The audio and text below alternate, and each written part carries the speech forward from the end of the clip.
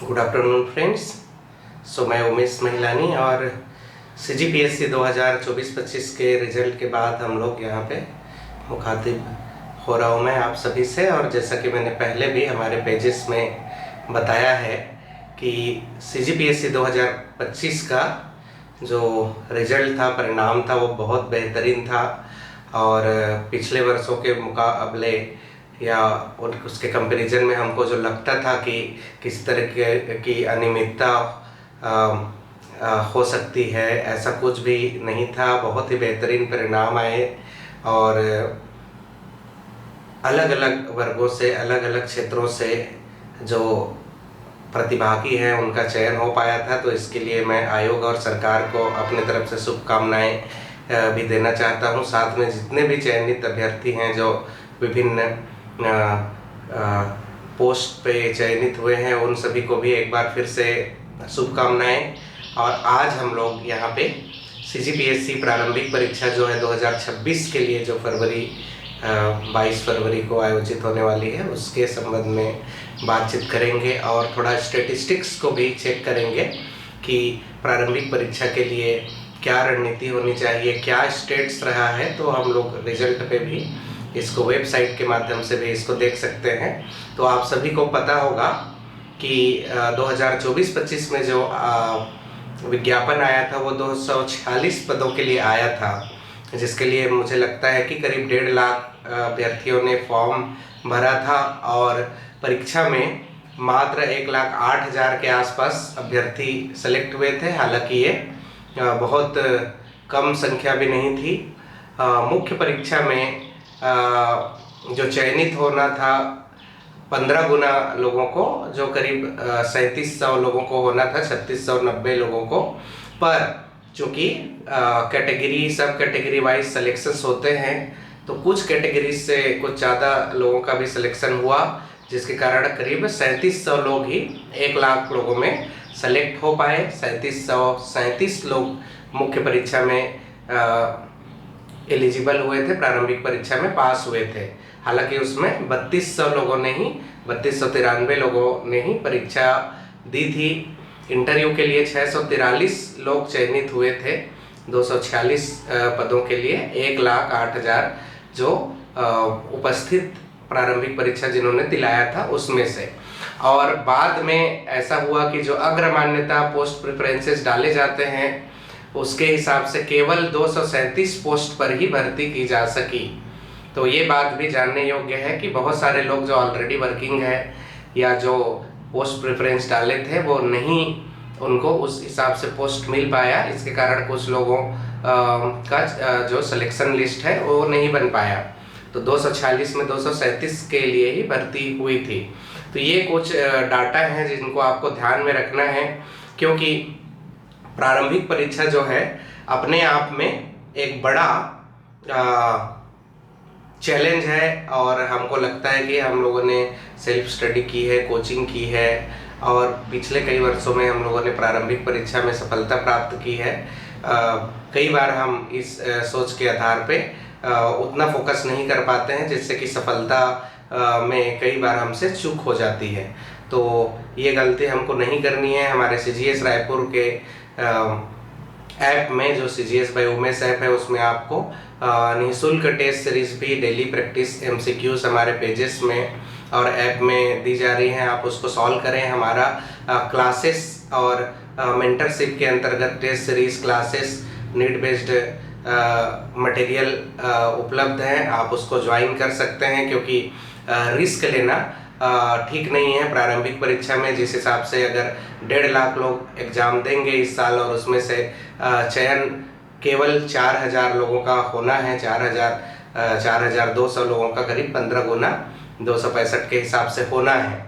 और इंटरव्यू के लिए करीब 700 ही अभ्यर्थी, 693 अभ्यर्थियों को चयनित होना है। तो आइए हम लोग 2024-25 का जो प्रारंभिक परीक्षा है उसका मैं कुछ स्टेट्स बताता हूं कि कौन से लोग, कौन से कैटेगरीज में हमारे पास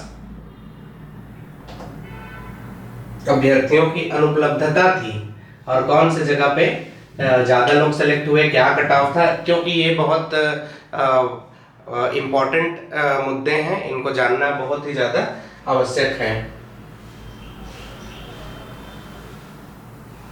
तो हम लोग एक बार देख लेते हैं कैटेगरी वाइज कट ऑफ कैसा रहा है। तो आप इसको देख सकते हैं, ये कैटेगरी वाइज कट ऑफ 2024 के लिए आया था। और अगर आप इस कैटेगरी वाइज कट ऑफ को देखें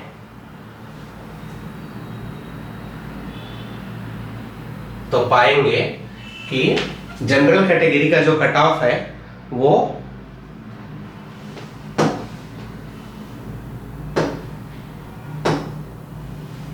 110 जो है वो जनरल कैटेगरी का कट ऑफ रहा है। अब इस कैटेगरी से कितने अभ्यर्थियों का चयन होना था? 1065 अभ्यर्थियों का चयन होना था। 1065 अभ्यर्थियों का चयन होना था, पर चयन कितने लोगों का हो पाया? केवल 941। मैं इसको लिख देता हूं फिर से, 941 only could be selected. Maximum marks पर 147, बट वो कट ऑफ नहीं है।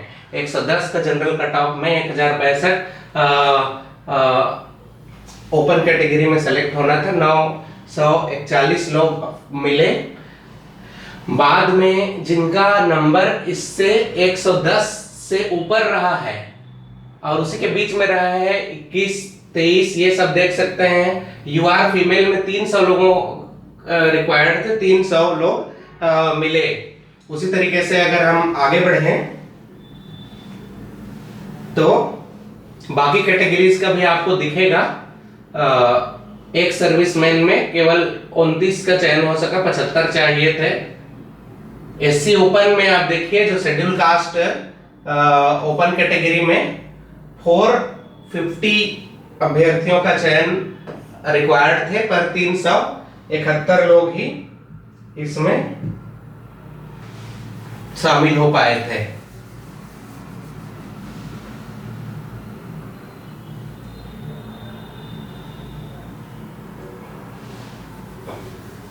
तो ये है 371 लोग ही शामिल हो पाए थे इसमें।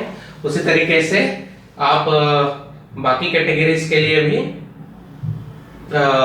इसको देख सकते हैं। तो मेरे कहने का मतलब था कि भाई जितने लोगों का चयन होना है वो आपके संख्या के ऊपर नहीं है, हमारे पढ़ाई के ऊपर है।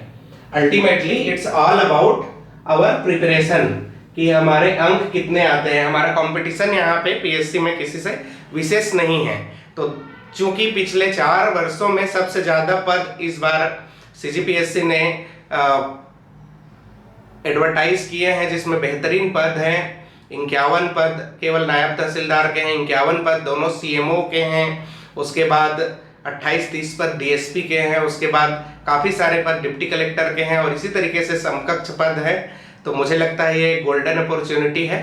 पर हमको भीड़ का भाग बने रहने के बजाय एक्सीलेंस पे ध्यान देना चाहिए, जिससे कि हम प्रारंभिक परीक्षा तो प्रारंभिक परीक्षा में सफल हो ही जाए, मुख्य परीक्षा में हम बेहतरीन करते हुए तुरंत सिलेक्शन की ओर आगे बढ़ें।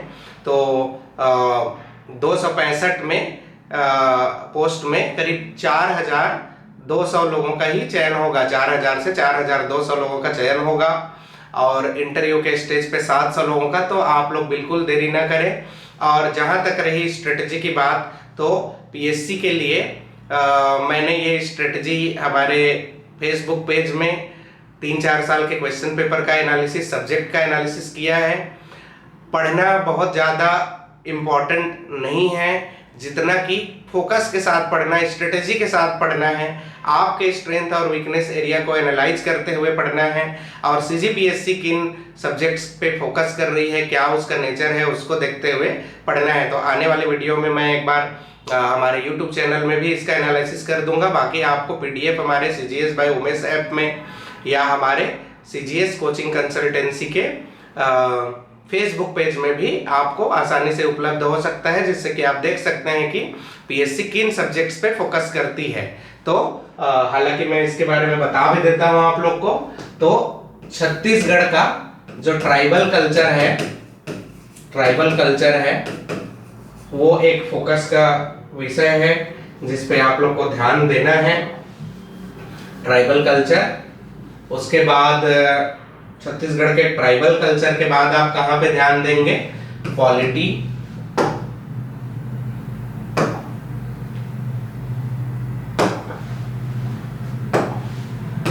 आपको पॉलिटी पे फोकस करना है।